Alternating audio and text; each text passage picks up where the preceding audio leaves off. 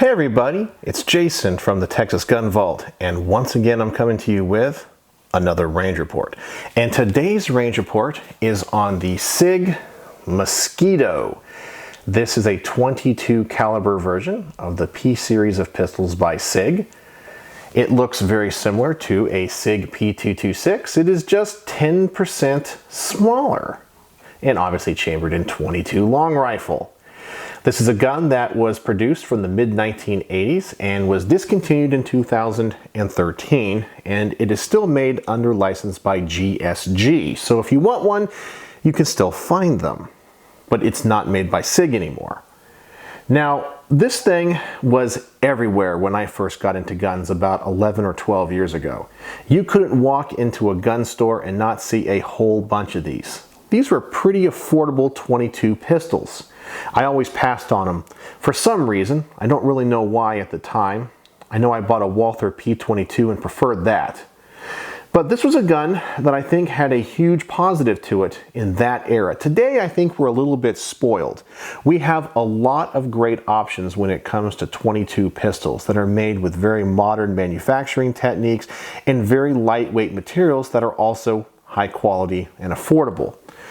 But 10 or 15 years ago, if you wanted to get a scaled down version of a full-size gun, well, they had to cut a lot of corners to make these guns work.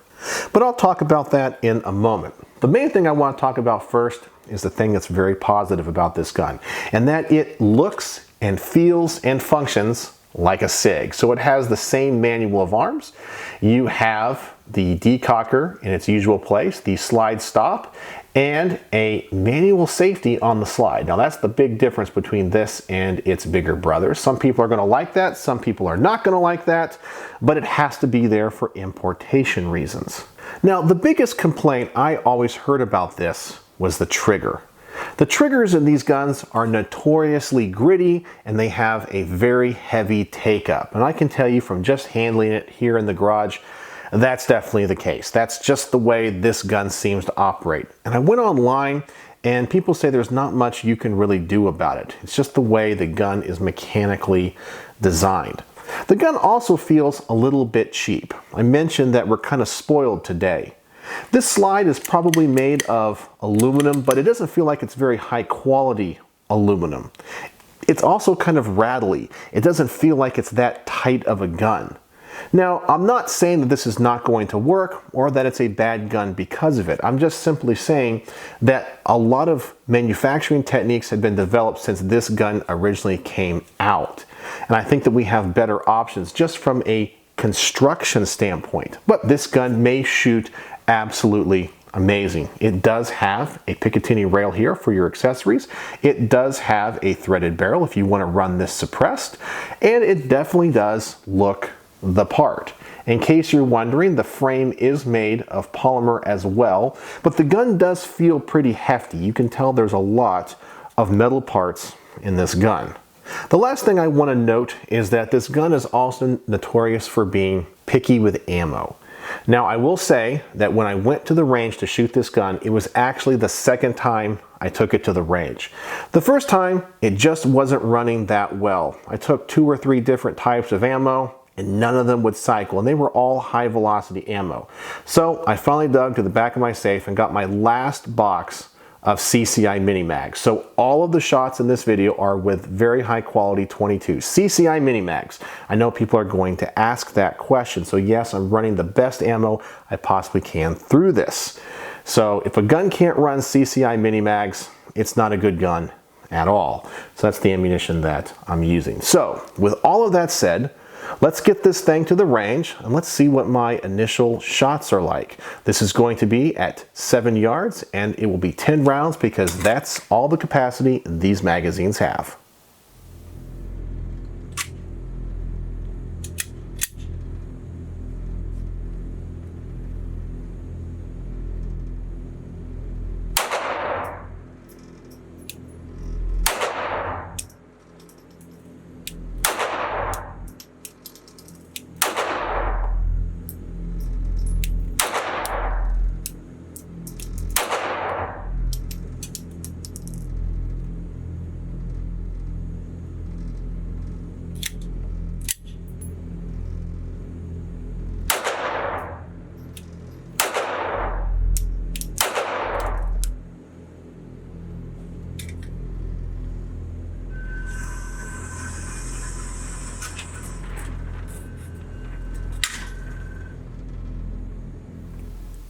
All right, so I obviously had one failure to eject, and I can tell you that this trigger honestly sucks. The note I made to myself after shooting that was, wow, this trigger sucks. It is very gritty, and the reset is extremely long. I kind of wish they could have done something different with this.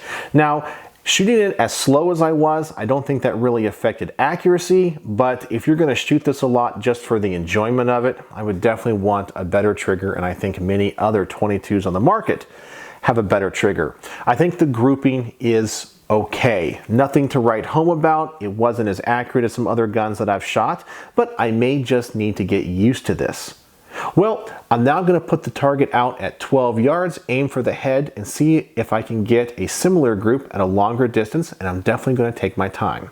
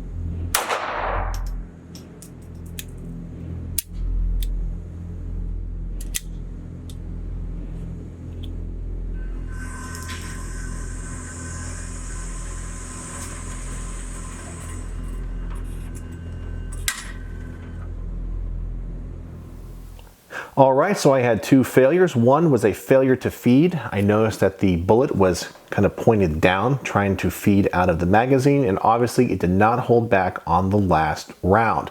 The grouping opened up a little bit, but it wasn't too bad, well, for me. As I always say, I'm not an expert shooter. I know there's a lot of people that watch this channel that can shoot way better than me, so if you're coming to this channel for trick shots or any of that, this is not the place to go. I'm just an average gun guy. But for the most part, all the targets were on the paper. So I was happy with that, but the grouping did open up a little bit more.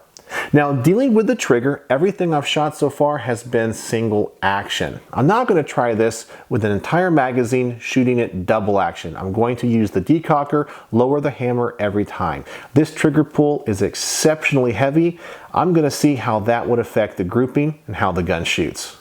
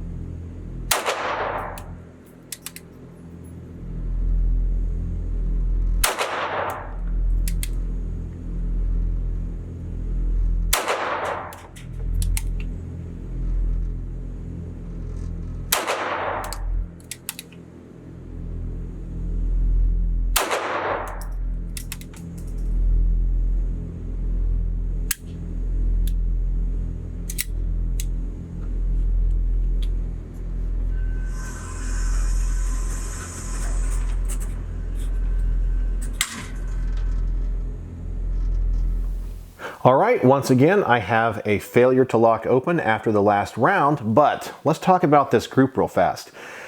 I'm really impressed with it. I have no idea how I shot it that well. Maybe I'm just getting used to this gun.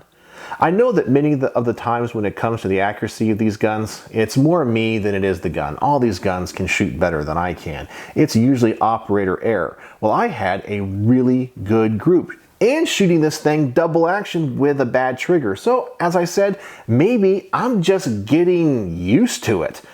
I'm kind of liking it, well, with the exception of all of the failures. In my opinion, running CCI Mini-Mag so far, it's too many failures. Maybe the gun just needs to be broken in. I'm not sure how many rounds it has through it. I'd have to ask Jack. But I'm going to put another magazine through this, and I'm going to go single action again, back at 7 yards, 10 rounds, and see if I can get a better group than I did with my initial shots now that I'm just more familiar with the gun.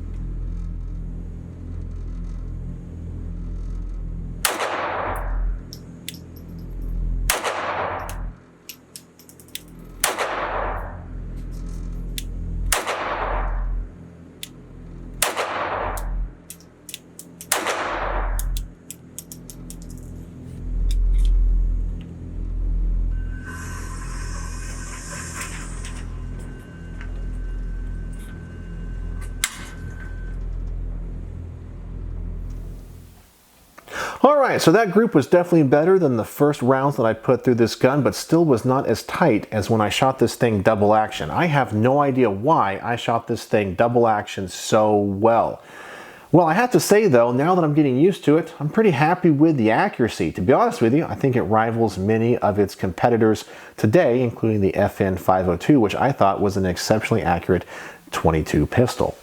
Well, I'm going to give my wife, Becky, a shot at shooting this. She loves to shoot everything that comes across the table here for review, and I always like it how she gives me a different perspective. She's a different type of shooter, different hand size, and she likes different things about the guns. So, I'm going to give her a shot, and let's see how she does.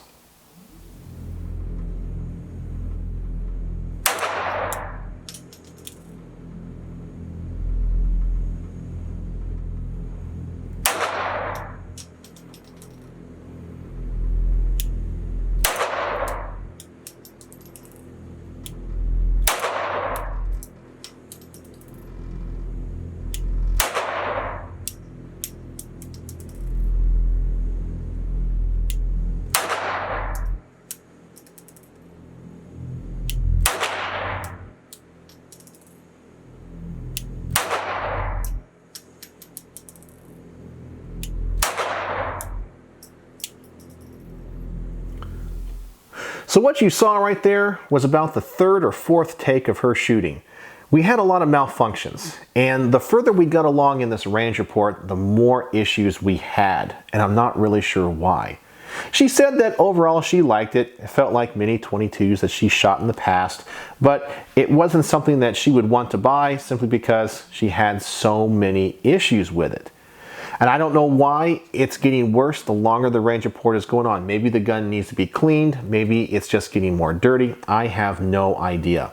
She did say though that the gun felt rattly to her. Now when I shake the gun, it doesn't feel that bad, but you can definitely hear some shakes and shudders in there.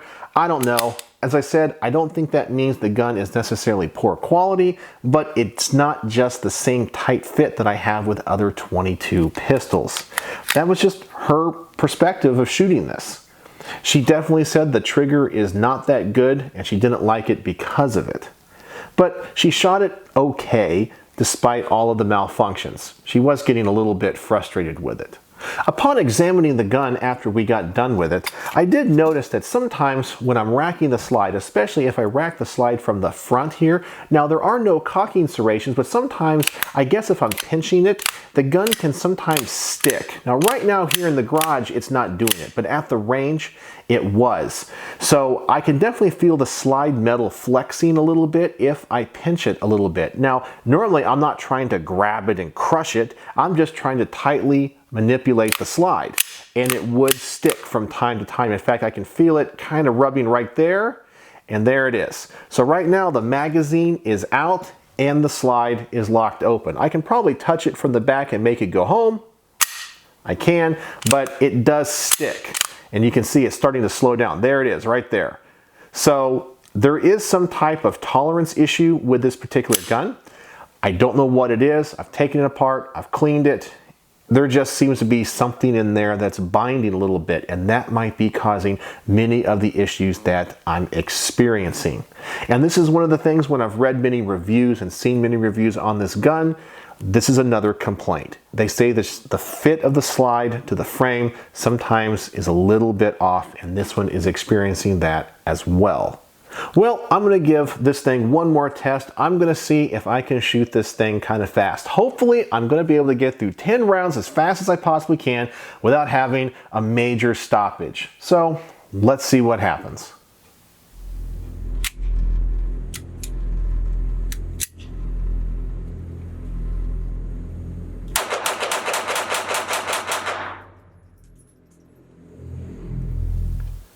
All right, so I actually got through a magazine really fast without a major stoppage, so I'm pretty happy with that. So what are my final thoughts on the Sig Mosquito?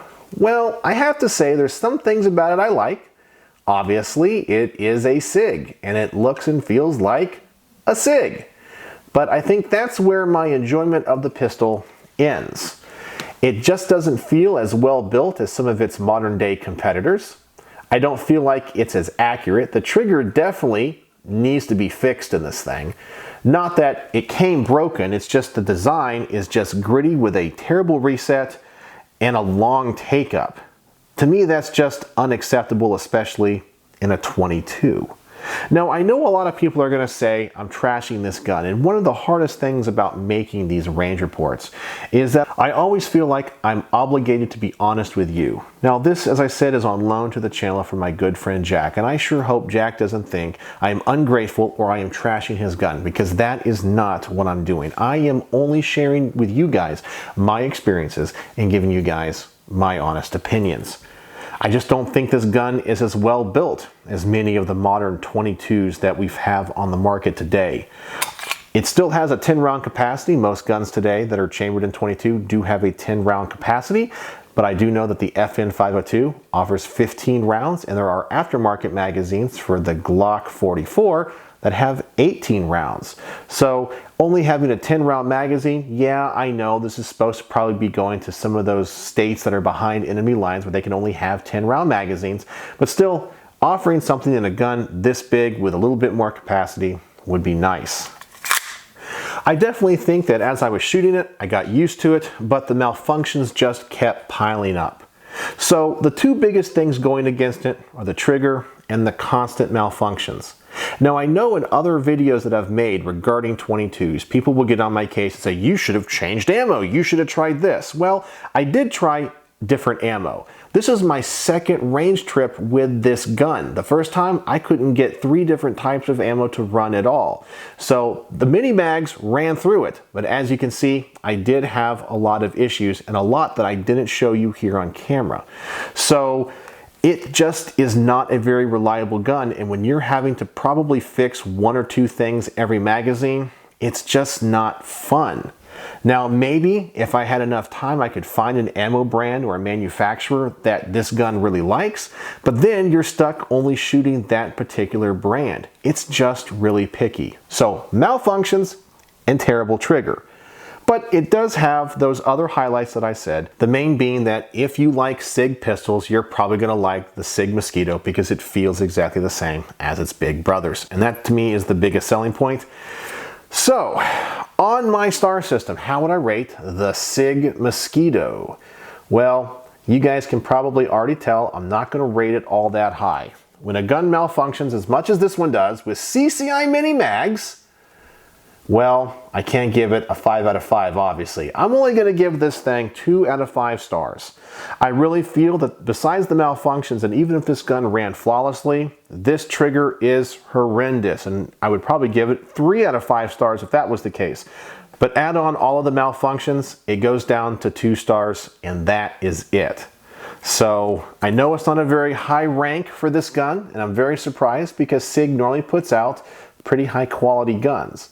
Now, to my knowledge, this gun is made by Sig and not made under license. Well, I guess when they were making it before they were discontinued. So I believe this is supposed to be made in the Sig plant, but who knows?